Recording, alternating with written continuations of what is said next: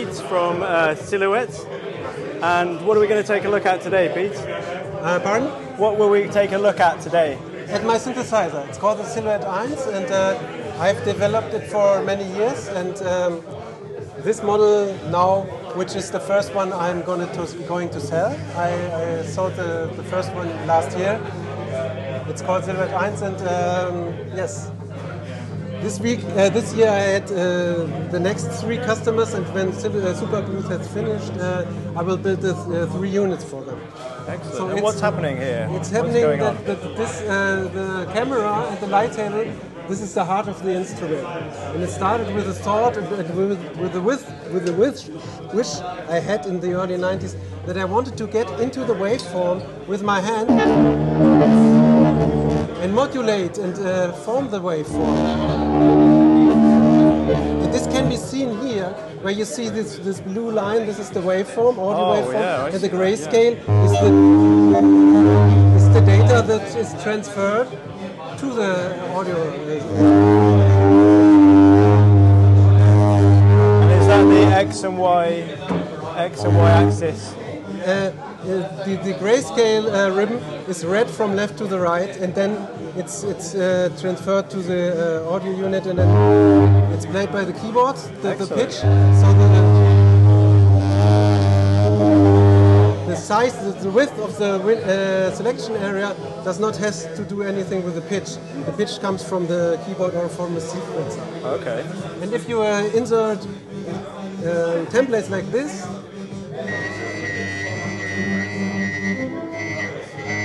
you get overtone. Wow, so it's like immediate response. Yeah. How quickly is the update from the camera? Pardon? How quickly does it update from the... The camera has a latency from about 15 or 30 milliseconds. It's not. You could not use it as a drummer. You could not use it in very percussive, but you can use it for these animations stuff.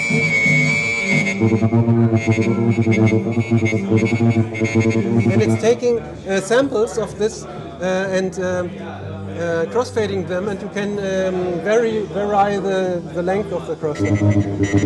So it's very sharp or more slow, so it becomes more wavetabling sound. Right, I see. And what's the device you're using here to control it? The controller is born from the thought that I want to reduce the amount of potentiometers that I wish to have on the instrument. Not 100, but 20. And then I had the idea to put the potentiometers, these are really hardware potentiometers, mounted on PCBs. I don't know if you can see it. Yeah, let me just try and do it. And you switch through the pages where you want to address the parameters. It looks really slick. Thank you.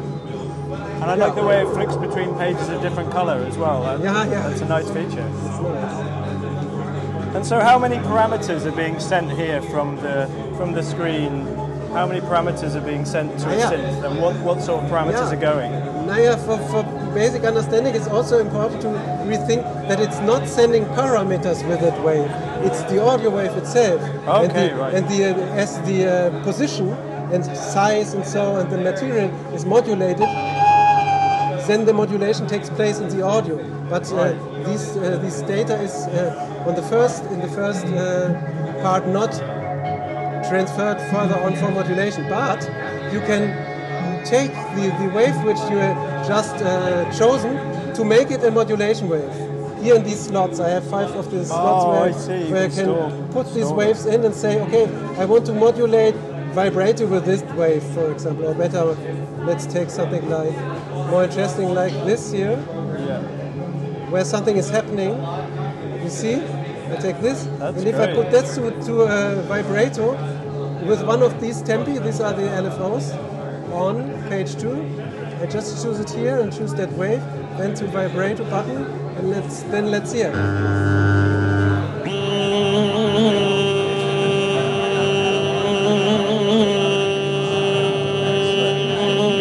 You hear that it's a very long time stable, and then it starts the portamento. Just Yeah, like at a the really end slow attack. Yes, Yeah. a slow attack.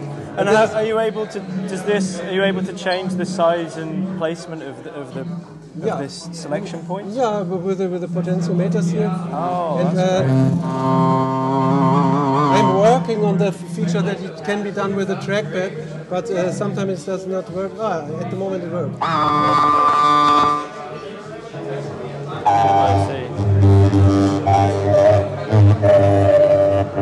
And this is especially nice if you have a picture to. Oh yeah. And now you will notice in your audio track on your camera that the sound moves from left to right. This is because the position of the selection area is linked to the panorama position. Excellent. And you're also using a touchpad there when you play. Yeah, that's the trackpad. This is for the position. Great. And is this system available for people to buy? Yeah, since last year.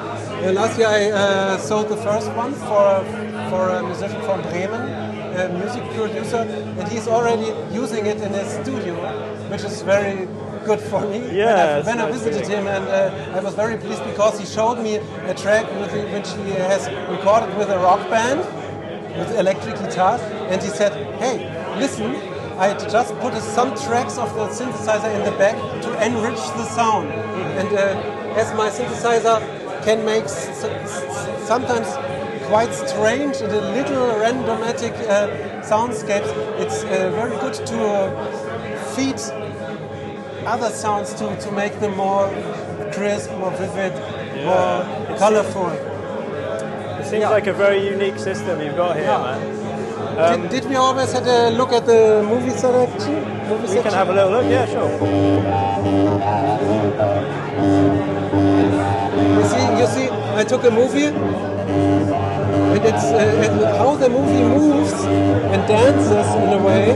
This breaks the sound, and I can change the amount of frames which are taken.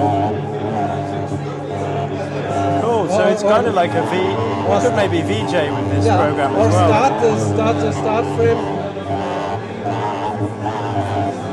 Yes, this VJ thing is interesting because some people see a multimedia instrument in this and say, hey, you have to show it on a screen when you make a performance. But others are also are only interested in the sounds which come out and in the way you use the interface, because it's very intuitive and it has a big amount of random element, because you do not really always know at the beginning what comes out.